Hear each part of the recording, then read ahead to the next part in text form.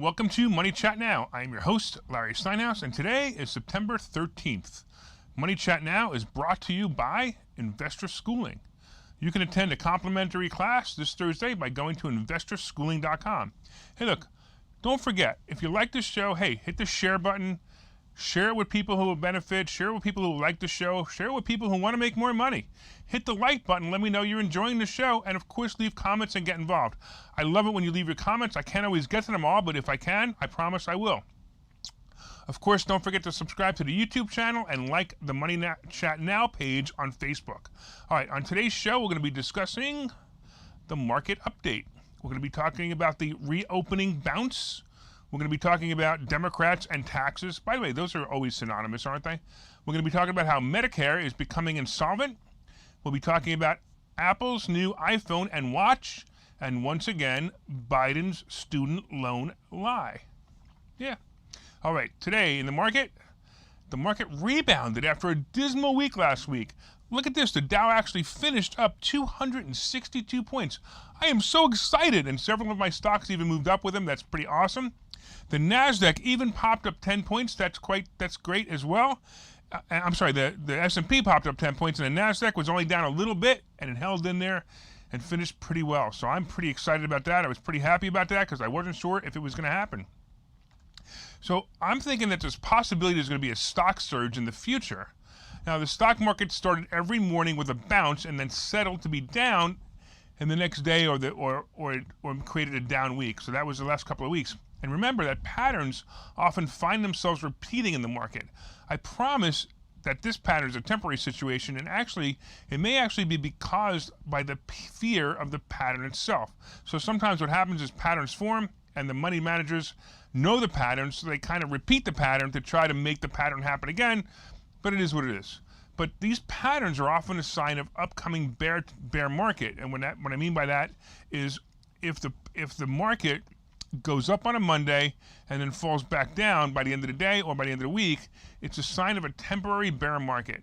And like I said, it's often self-inflicted.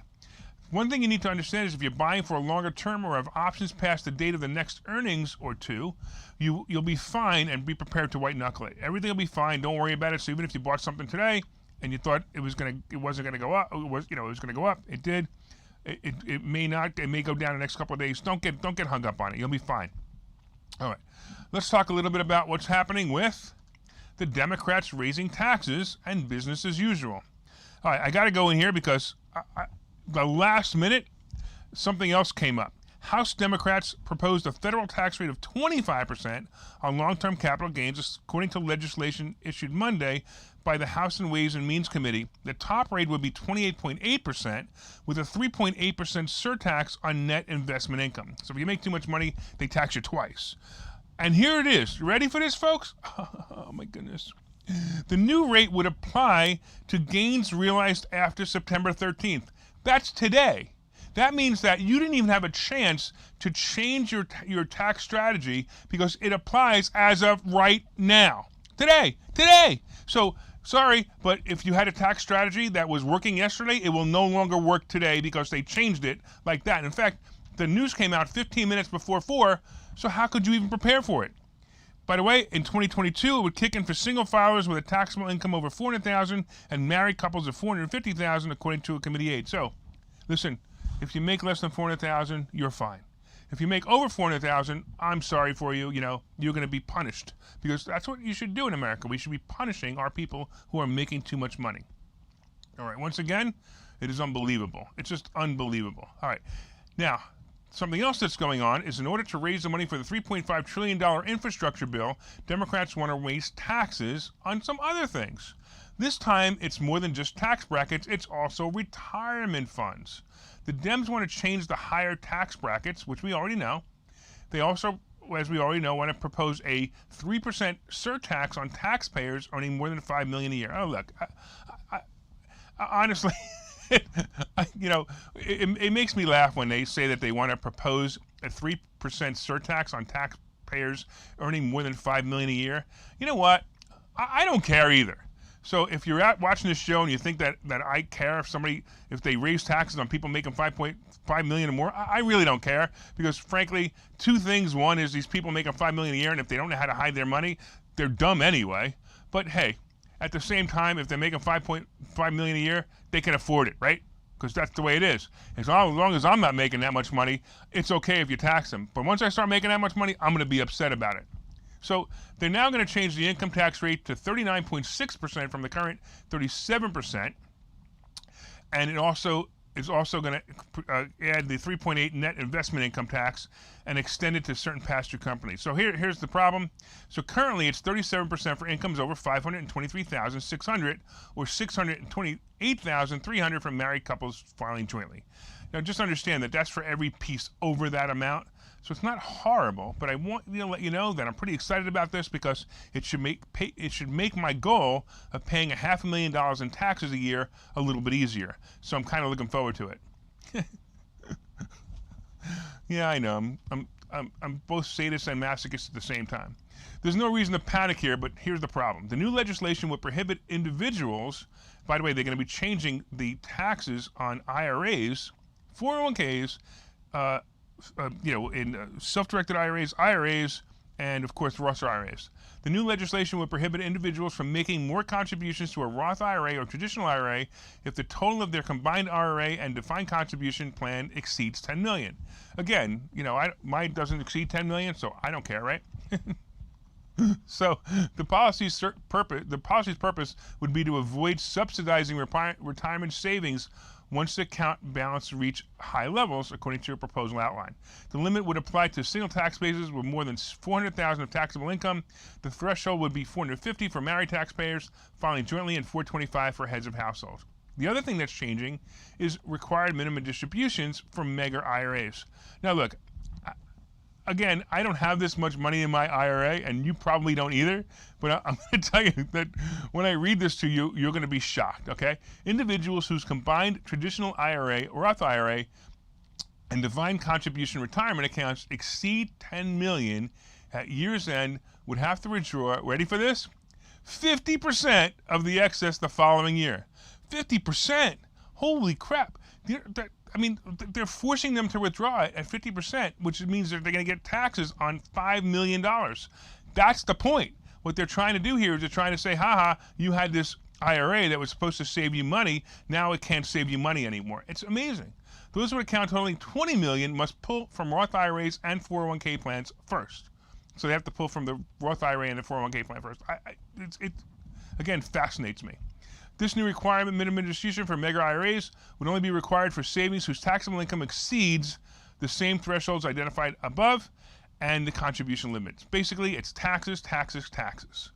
The legislation would also end the backdoor Roth IRA strategy by eliminating Roth conversions for both IRAs and workplace plans like 401ks. So there used to be a plan where you used to be able to do a backdoor Roth IRA where you put money in your IRA and then moved it into a Roth IRA immediately, and that would be a way to go through it. Here you go. The policy would apply to the same income thresholds that we talked about. It would count for distributions, transfers, and contributions made in taxable years beginning after November 31st, 2031. Actually, this doesn't bother me. You know why? Because it doesn't affect me. I'm glad I'm 28. I'm sorry, 28. I'm glad I'm 58 and can start taking out money at or before 2031. All right, so here's the thing. Here's the craziest part of all. If you're investing in a fund that's accredited investors, if you're investing in a fund that's made for accredited investors, so basically what that means is the fund has super high potential of making money, and you have to be an accredited investor, you no longer can use your IRA to do that. That means if you're investing in funds that have potential for huge growth, you may pay taxes and penalties before you invest, and those investments can't remain tax-free or tax-deferred. There's so many things wrong here. I got to tell you, just so many things wrong here. You know, at Investor Schooling, we teach these things. We teach tax strategies. And when I read this and all the tax strategies that the Biden administration and the Democrats are trying to change, you guys have no idea how bad this is for even you, the middle class. But just wait. That's all right. You're okay with it because 80 million people voted for that guy. There's so much here to discuss, and I'm going to tell you, it's going to take so many hours to discuss it. By the way, come to Investor Schooling, we'll tell you more. Actually, take a look at this commercial right now for Investor Schooling, and we'll talk about Medicare insolvency when we get back. Okay, so you've thought about investing in real estate, houses, apartment buildings, properties, but don't really know where to start. Well, what if you could very easily learn how to gain strategies to use other people's money to buy and sell houses in the Philadelphia area? If you could learn and network with successful area real estate investors and how to produce monthly income on rental properties without headaches, that place is Investor Schooling. With Investor Schooling, you'll learn from two Philadelphia area rockstar real estate investors, Phil Falcone and Larry Steinhouse, about how to buy and sell properties the easy way and teach you basic and advanced techniques to help you make money in real estate. You can attend Investor Schooling in person or online visual classes 8 times a month. You can and will learn how to make money in real estate. Call for free information and get a complimentary pass to one of these classes. But don't delay, as these complimentary passes are limited. Call the number on your screen now or visit investorschooling.com. investorschooling.com.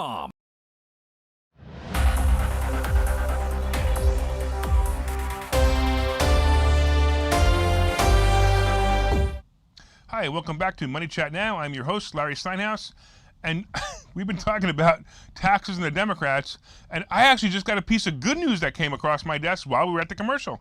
This is pretty wild. So I don't know if you guys knew about this, but there's something called a step-up basis. So if you bought a house, let's say you paid $50,000 for it, and you died and you left it to your children, and the house was worth $200,000 at the time. So at the time, this were $200,000. They would call that a step-up basis. So now, if your child inherited this house at $200,000, they can now sell it. And let's say they sell it 5-10 years from now. They sell it for $400,000. They pay taxes on the $200,000 from the $200,000 to the $400,000. They don't pay taxes on the $50,000. Now, what Biden administration wanted to do was they wanted to change this, and they wanted to say that, hey, not only do you owe the taxes from the $50,000, and we're going to eliminate the step-up basis, but you also have to pay those taxes upon death of the parent, which is unfrickin' real. I mean, I sat there and screamed about this months ago and saying, hey, basically what you're doing is you're saying to people that, if you had a house in the family that was an investment property and your parents loved this property and they wanted to leave it to you, you know how to sell it just to pay the taxes. Well, it seems like somebody so one of the Democrats actually realized this and said, hey, this is a really bad idea, especially because it included farms. So if you bought the farm for $50,000, now it's worth $2 million. You had to pay the taxes the day your father died and left you that farm, and they decided to eliminate this. Yay, Democrats they're actually thinking for a change. I'm so excited that they actually thought about this. Wow, maybe they'll think about the rest of the world, but hey, I doubt it. All right, getting back to where we were. Boy, lots to cover today. I don't know if we're going to get to everything, but we'll try. So let's talk a little bit about Medicare insolvency. By the way, it's a situation that appears incongruous, whatever that word is. Congressional Democrats want to expand Medicare's benefits while a trust fund that supports the program is facing insolvency. How in the world can they do this? Because they're Democrats and they can do it.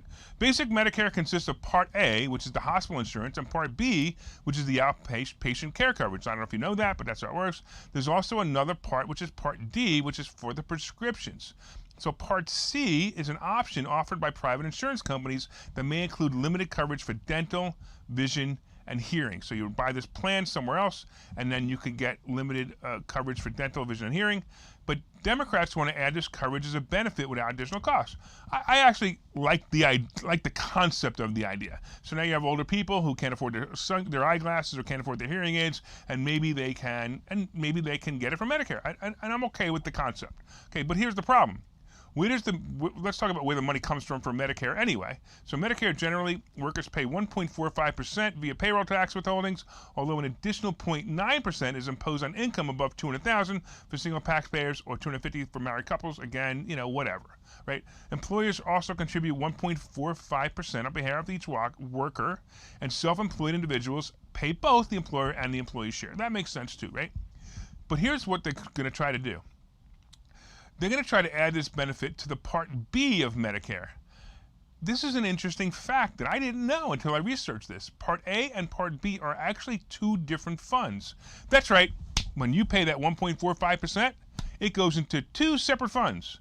One is held for Part A, and the other is held for Part B.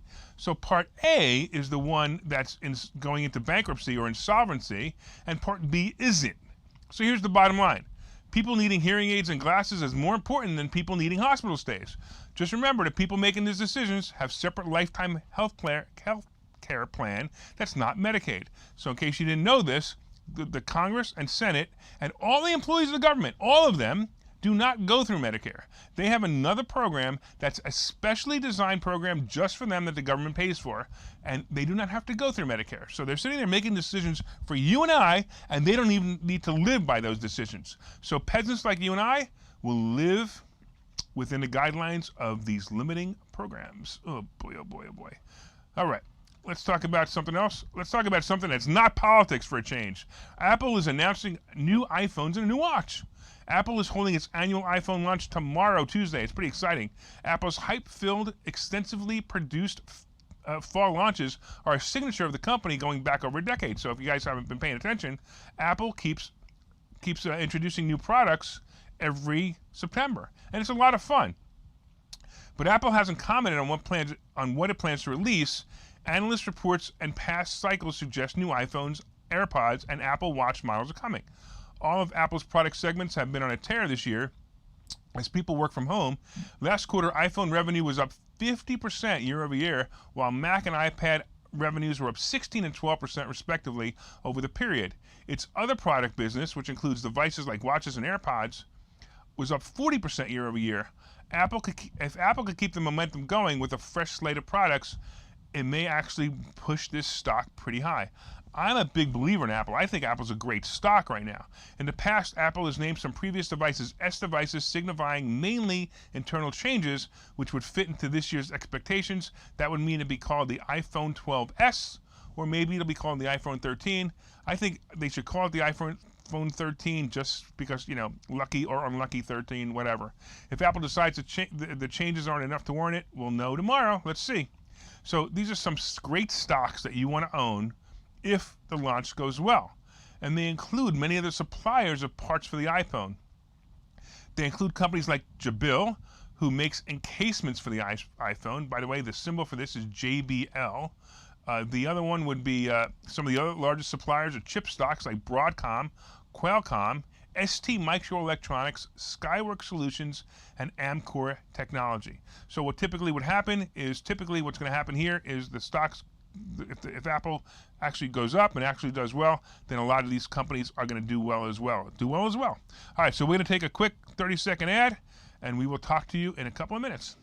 Okay, so you've thought about investing in real estate, houses, apartment buildings, properties, but don't really know where to start? Well, what if you could very easily learn how to gain strategies to use other people's money to buy and sell houses in the Philadelphia area? If you could learn and network with successful area real estate investors and how to produce monthly income on rental properties without headaches, that place is Investor Schooling. With Investor Schooling, you'll learn from two Philadelphia area rockstar real estate investors, Phil Falcone and Larry Steinhouse, about how to buy and sell properties the easy way and teach you basic and advanced techniques to help you make money in real estate. You can attend Investor Schooling in person or online visual classes 8 times a month. You can and will learn how to make money in real estate. Call for free information and get a complimentary pass to one of these classes. But don't delay, as these complimentary passes are limited. Call the number on your screen now or visit investorschooling.com.